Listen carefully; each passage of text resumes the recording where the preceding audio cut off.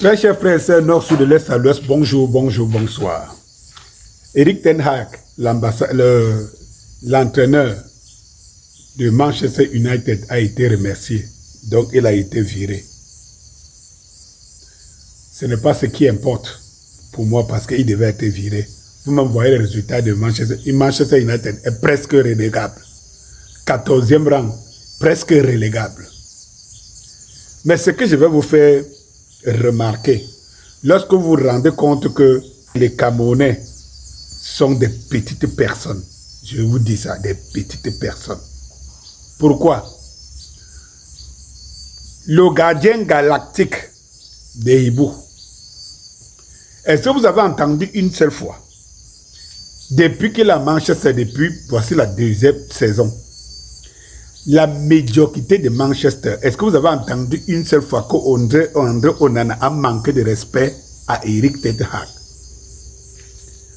Vous avez entendu une seule fois que le visionnaire galactique gardien a interpellé son entraîneur pour lui dire que ce n'est pas comme ça que moi je vais décidément jouer avec jouer avec les joueurs et mes défenseurs. Vous avez entendu ça une seule fois? Est-ce que vous avez entendu ça? Depuis que vous voyez ces jeunes joueurs, aujourd'hui de cette génération, vous connaissez un seul, qu'on vous dise qu'il a eu des démêlés avec son entraîneur ou un cadre de son club. Vous l'avez entendu ailleurs? Je vous pose une question qui est toute simple. Est-ce que vous avez entendu, au-delà d'André Onana, est-ce que vous avez entendu ou bien vous avez déjà vu les images d'un joueur camerounais en train de bouder, ne serait-ce que de bouder son entraîneur, ou alors il a été heurté par un membre, par un cadre de son club à l'étranger? Est-ce que vous avez déjà vu ça? Vous croyez tout simplement que tous les joueurs camerounais là, tous les mercenaires là, vous croyez que tous les mercenaires là sont dans des bons clubs, ont des meilleures personnes qui dépassent Samuel Eto'o, Rigobert Song et les autres joueurs camerounais qui sont devenus des encadreurs des équipes nationales au Cameroun? Vous le croyez vraiment? Alors, si vous ne le croyez pas, trouvez donc le problème. Pourquoi ces joueurs au Cameroun manquent de respect à leurs aînés qui ont prouvé ce qu'eux ils n'ont même pas prouvé, manquent de respect à leurs encadreurs?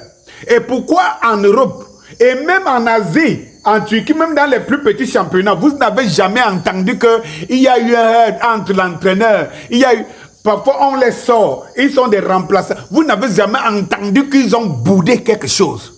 Mais vous avez des images d'André Onana, des joueurs qui parlent comme ça, qui font ça aux entraîneurs au Cameroun. Parce que ces entraîneurs sont camerounais. Parce que ceux qui sont supérieurs. Donc au Cameroun là, avec la génération d'aujourd'hui, il faut te méfier si tu as la responsabilité d'encadrer quelqu'un qui a déjà une visibilité et que tu sois camerounais, ça ne marche pas. Comprenez donc pourquoi ça ne marche pas. Parce que l'état d'esprit, la mentalité de la génération, des générations d'aujourd'hui ne supporte pas de savoir que son semblable est plus fort que lui et lui donne des ordres.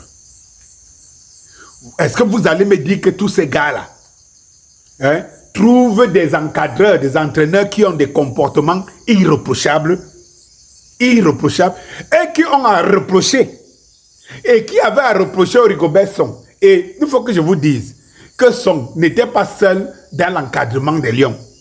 Il faut que je vous le dise, il y avait les Patrick Boma et tout ça. Donc, le fait que les Lions version Samuel Eto'o étaient encadrés par des anciennes gloires était un gêne considérable pour ces joueurs-là. C'était un gêne considérable au point où Ils se sont sentis fiers. Pourvu que ce soit l'entraîneur le plus minable qu'il soit. Que l'entraîneur le plus minable qu'il soit, qui vienne au Cameroun, qu'il soit un étranger. On est prêt à dire, à accepter, à se soumettre, à accepter qu'il soit le patron. Si vous ne traitez pas, cette mentalité-là, quel changement vous voulez? Le changement est d'abord ici. Quel changement vous voulez? Vous aurez qui? Quel changement? Donc, quand je vois bien, Mark Brice est plus puissant que Ten Hag. L'entraîneur d'André Onana à Manchester, qui n'a jamais appelé entraîneur, mais qui est même son parrain. Un autre parrain, celui qui l'a fait venir. Au point André Onana appelle, fait ça à Rigobert-Song, refuse de pratiquer ce qu'on lui dit. Et on voit Ten Hag, il a fait une saison et demie. Défaite, il est renvoyé. Mais en aucun moment, il ne s'est senti obligé de donner les leçons à Ten Hag. Mais il appelle Mark Brice, quelqu'un que, en fait,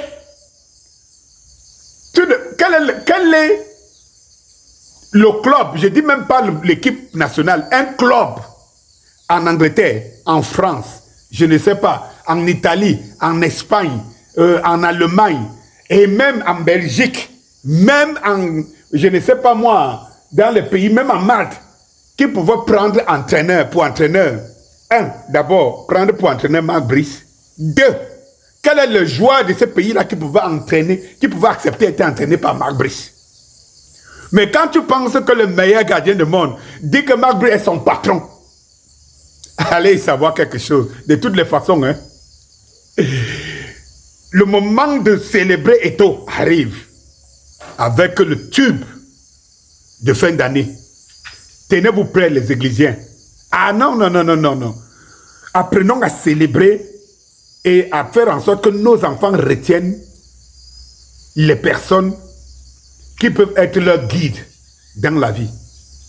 Et comme on dit souvent, même le pied, le physique ne suffit pas. Il faut l'intelligence, il faut la tête. Donc, il faut célébrer les gens dont leur tête cogite. Bonsoir.